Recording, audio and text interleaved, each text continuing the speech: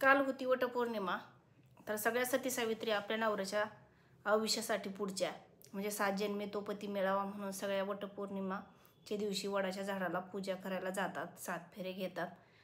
हाच पती जन्मजन्मी 7 जन्म मिळावा म्हणून त्यांच्यासाठी व्रत करतात, प्रार्थना करतात. भरपूर महिला आहेत, पण आजची परिस्थिती म्हणजे खूप अवघड झालेली आहे. आजच्या परिस्थितीमध्ये म्हणजे शेतकऱ्यांच्या मुलाला कोणी बायका देत नाही.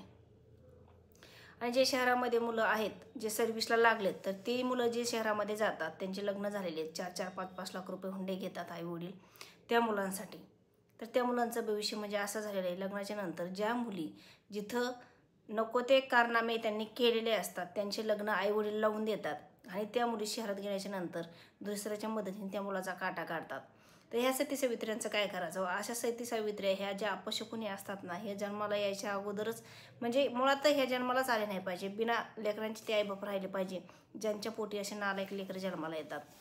तर खूप अवघड परिस्थिती आता सध्याची झालेली आहे. म्हणजे भरपूर जे बाहेर लफडे करणारे ज्या पोरी आहेत ह्या शहरामध्ये, जे शिकलेले सवरलेले मुलं आहेत, ज्यांचं नोकरी आहे, त्या मुलांशी लग्न करून त्यांचा आधार बनण्याच्या ऐवजी त्या मुलांचा काटा काढतात.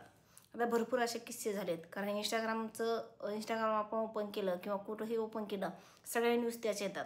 प्रत्येक क्षणी प्रत्येक एक मुलाचा जीव गेलेला आहे. आणि खरी गोष्ट म्हणजे 90% हा मुलांचं बाबतीत घडतंय, 10% मुलींच्या बाबतीत घडते. पण 10% मुली म्हणजे तिथं त्यामधल्या 5% मुलींच्या चुका आहेत. ज्या 5% ज्या असतील ना, त्या आमच्या शेतकऱ्यांच्या मुली असतील बिचारे. कारण काही कारण नसताना सुद्धा शेतकरी पण जरा जे आहेत जुन्या रूढीचे, जे जुन्या परंपरेचे, ह्यांचे जसे विचार पण थोडेसे जुनेच असतात, त्यामुळे त्यांची एक गोष्ट अलग आहे सोडा. पण ज्या मुली 5% असतात, म्हणजे ह्या मुलींचं काही अफेअर कोणाला माहीत झालं म्हणजे त्या मुली बाहेर आपल्या नातेवाईकांमध्ये आपली इज्जत न जाऊ ह्यासाठी त्या स्वतःला संपवून टाकतात. म्हणजे आईवडीलसुद्धा परत त्या सासू सासऱ्यांकडून पैसे घ्यायला मोकळेचे मोकळे. इथं मुलांच्या चुका नाही येतात, 90% मुलींच्या चुका येतात, 10% मुलांच्या चुका. ही एक मिस्त्री असं सांगते. आता काही महिला ज्या रिकामटेकड्या आहेत ह्या कुजबुज करायला इथे येणार कमेंट करायला की तू महिला असून जर असं बोलते तर कसं होणार.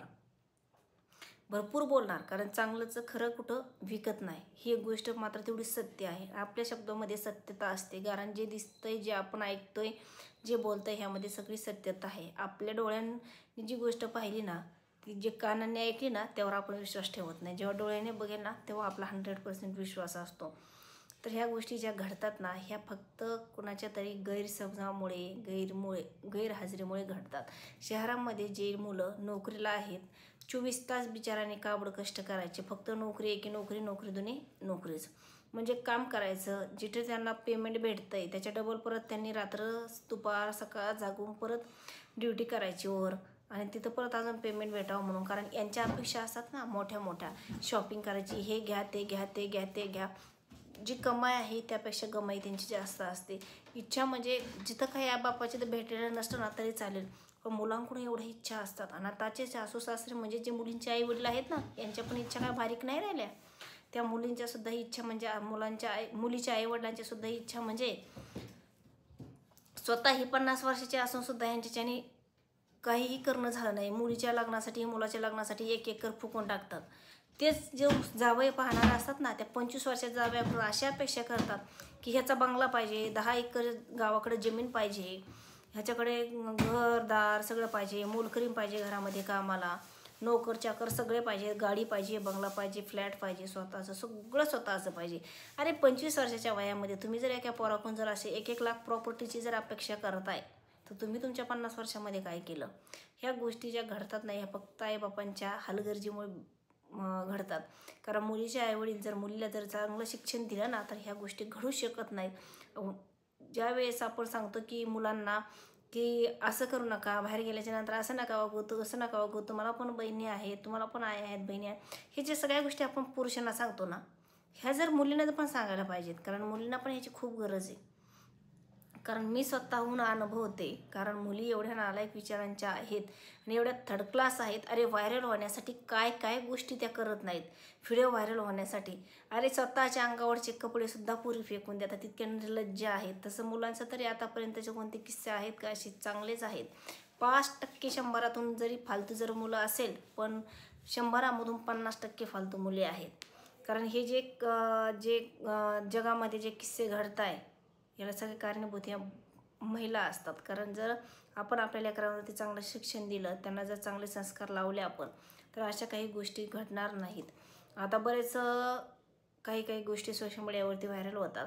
जर मुलींचे काही किस्से जर असतील लगेच व्हायरल होतात. मुलं ना एके दिवशी 10 मेले ना तरी काही घेणं देणं नसतं. ती बातमी लगेचच्या लगेच मागे पडते, कारण तो मेलाय, मुलीच्या प्रेमात पडलेला असेल म्हणून मेला, असे भरपूर कारणं त्याला सांगितले जातात. पण मुलीला तसं नाही आहे. तो जो असतो ना, तर सगळीकडून मुलगी गेल्याच्यानंतर सगळीकडून सगळे नातेवाईक दाबले गेलेले असतात. त्यामुळे तिथं त्यांना सुट्टीच नसते.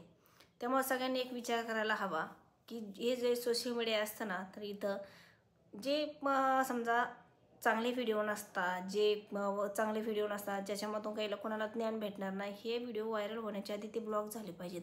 अशी काहीतरी सिस्टीम असायला पाहिजे होते. कारण हे जे घडतं हे सगळे जे व्हिडिओ असतात फालतू, तर ह्या फालतू व्हिडिओच्या माध्यमातून सगळ्या गोष्टी घडतात. आणि सती सावित्री ह्या 7 फेरे मारण्यासाठी नवऱ्याच्या आयुष्यासाठी जातात. त्याच नवऱ्याचा परत घोड घेतात. पुराला कोण मेलंय आणि कोण जगलं ह्याचं काहीही घेणं देणं नसतं. हे फक्त जगाला दाखवण्यापुरतं आणि फोटोशूट करण्यापुरतं असतं. तर आता मुली जातात फोटोशूट करण्यासाठी. अरे एका व्हिडिओमध्ये तर मी बघितलं, एका मुलीने वडाच्या झाडाला फेरे मारण्याऐवजी फोटोशूट करण्यासाठी तिने पिंपळाच्या झाडाला फेरे मारले. दोरा हा पिंपळाच्या झाडाला बांधला. अरे पिंपळाच्या झाडाला दोरा कधी बांधतात माहिती आहे का? हे जर माहीत नसेल तर तुम्ही या गोष्टी करायला नाही पाहिजेत. फक्त फोटोशूट करण्यासाठी नाही. आपण जर मनातून पाहिजे असेल ना, तर तुम्ही एखाद्या घरात कुंडीत लावलेला वड असतो ना, त्याला पण तुम्ही दोरा गुंडाळू शकता. असं नाही की तुम्ही बाहेर जा, बायकांमध्ये जा, फोटोशूट करा, हे काही घेणं देणं नसतं. पण आता मात्र फक्त हे जे होतं हे कालांतराने चालत आलं आहे, आपल्या पिढीने पार चालत आलं आहे, ह्याच्यासाठी नाही, फक्त हे लोकांना दिसण्यासाठी गोष्टी चाललेल्या आहेत. सर्वांना एकच विनंती आहे की 7 जन्मासाठी जरी नसलं ना, तर एकाच जन्मामध्ये 7 जन्माचं प्रेम द्या एकमेकांना. जर असतं ना ते फक्त ह्याच जन्मापुरतं. कोणी पाहून घेतले पुढचं 7 जन्म कोणी भेटणार आहे की नाही भेटणार. वडाच्या झाडाला तर मला 7 फेऱ्या मारायचे तर मारा, नाही तर मारू नका. पण ज्या ह्या काही गोष्टी आहेत याच्यापासून तुम्ही लांब राहा. मुलीही लांब राहा, मुलंही लांब राहा. कारण शेतकऱ्यांच्या मुलांना सध्या बायका भेटत नाही.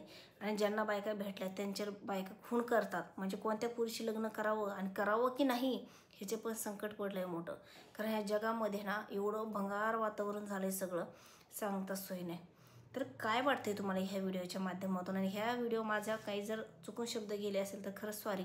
पण तुम्हाला या व्हिडिओच्या माध्यमातून काय वाटते? कारण यामध्ये काही वाईट नाही आहे, पण एवढेच असं जगामध्ये घडतं आहे त्या आधारित मला जे बोलावं असं वाटले ते मी 4 शब्द याच्यामध्ये बोललेले आहेत. बाकी तुमचं काय मत असेल ना मला नक्कीच कमेंटमध्ये कळवा. धन्यवाद.